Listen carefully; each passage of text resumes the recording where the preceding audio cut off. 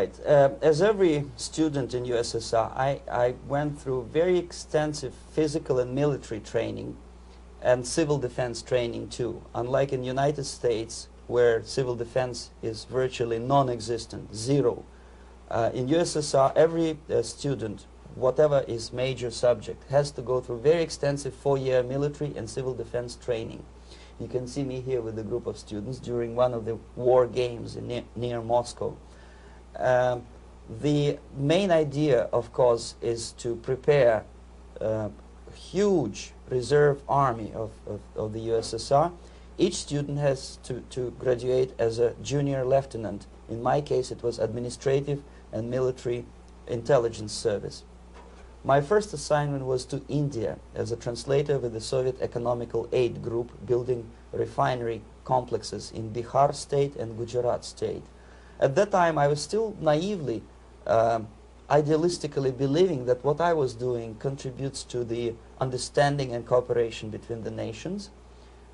It took me quite a number of years to realize that what we were bringing to India was a new type of colonialism, 1,000 times more oppressive and exploitative than any colonialism or imperialism in history of mankind.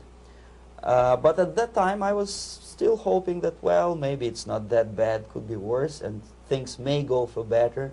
And I even tried to implement the beautiful Marxist motto, proletarians of all the countries unite. I tried to unite with a nice Indian girl, and I was fascinated by Indian culture, by the family life in this country. But obviously Communist Party had different plans for my genes, so I had to marry this beautiful Russian girl. In the span of my career, I married 3 times. Most of these marriages were marriages of convenience, on advice from the Department of Personnel. This is normal practice in USSR. When a Soviet citizen is assigned to a foreign job, he has to be married, either to keep family in USSR as hostages, or, if it's a convenience marriage like mine, so that the husband and wife are virtually informers on each other to prevent defection or contamination by decadent imperialist or capitalist ideas. In my case, I hated that girl so much that the moment I landed in Moscow, we were divorced, and I married later, second time. By the end of my first assignment in India, I was promoted to the position of public relation officer. You can see me here translating a speech by a Soviet boss. And you're on the right. I'm on the right here, yes. And it was, the occasion was commissioning of the refinery complex in Bihar, Barauni. Back in Moscow, I was immediately recruited by Novosti Press Agency, which is a propaganda and ideological subversion front for the KGB. 75% of the members of the Novosti are commissioned officers of the KGB. The other 25 are, like myself, co-opted agents who are assigned to specific operations. In this particular case, you can see me talking to students of Lumumba Friendship University in Moscow. This is a huge school under the direct control of the KGB and Central Committee, where future leaders of the so-called national liberation movements are being educated and selected carefully. And some of them have absolutely, this, for example, is a group of students from Lumumba. They don't look like students at all. They look more like military, and that's exactly what they were. They were dispatched back to their countries to be leaders of the so-called national liberation movements, or, to be translated into normal human language, leaders of international terrorist groups. Another area of activity when I was working for the Novosti was to accompany groups of so-called progressive intellectuals, writers, journalists, publishers, teachers, professors of colleges. You can see me here in Kremlin. I'm second on the left, with a group of Pakistani and Indian intellectuals. Most of them pretended they don't understand that we are actually working on behalf of the Soviet government and the KGB. They pretended that they are actually being guests, VIP intellectuals, that they are treated according to their merits and their intellectual abilities. For us, they were just a bunch of political prostitutes to be taken advantage for various propaganda operations.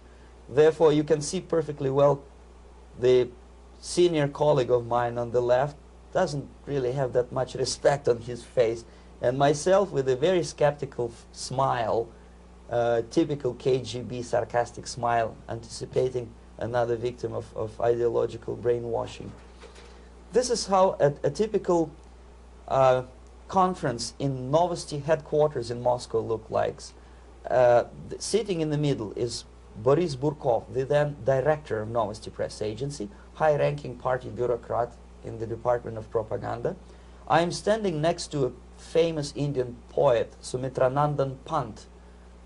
He was famous because he was an author. He was the author of a famous poem titled Rhapsody to Lenin. That's why he was invited to USSR, and everything was paid by the Soviet government.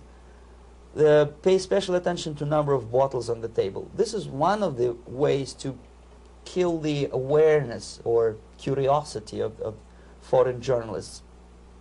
One of my functions was to keep foreign guests permanently intoxicated the moment they land at Moscow airport. I had to take them to the VIP lounge and toast to friendship and understanding between the nations of the world. Glass of vodka, then a second glass of vodka. And in no time, my guests would be feeling very happy. They would see everything in kind of pink, nice color. And that's the way I had to keep them permanently for the next 15 or 20 days.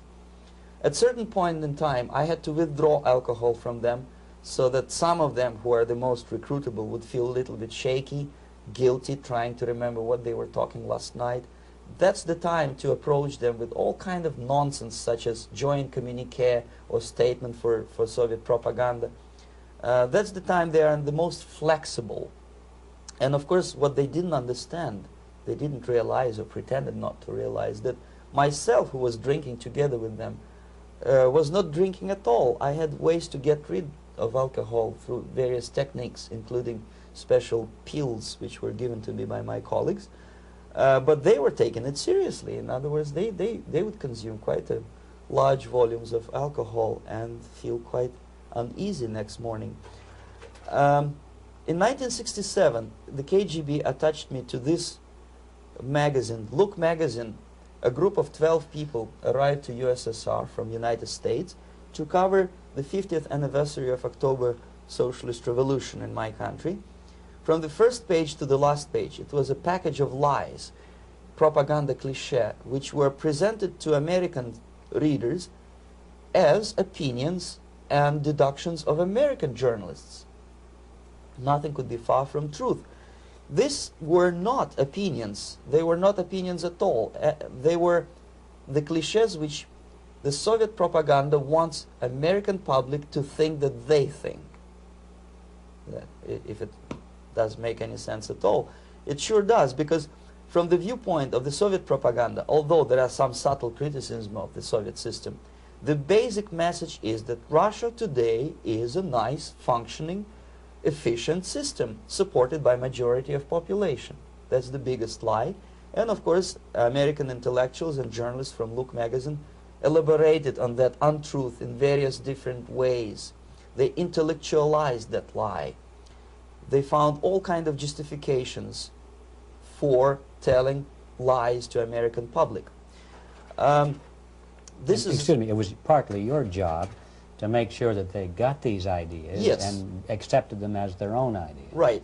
Actually, even before they arrived to USSR, and they paid astronomical sum of money for that visit, they were submitted, this Novosti Press Agency developed so-called backgrounders, 20-25 pages of information and opinions which were presented to the journalists even before they bought their tickets to Moscow. They had to analyze the situation, and judging on their reaction to that backgrounder, the local Novosti representative or local Soviet diplomat in Washington, D.C. would assess whether they be given visa to USSR or not. So they were selected ahead of time. Oh yes, they were pre-selected very carefully, and there is not much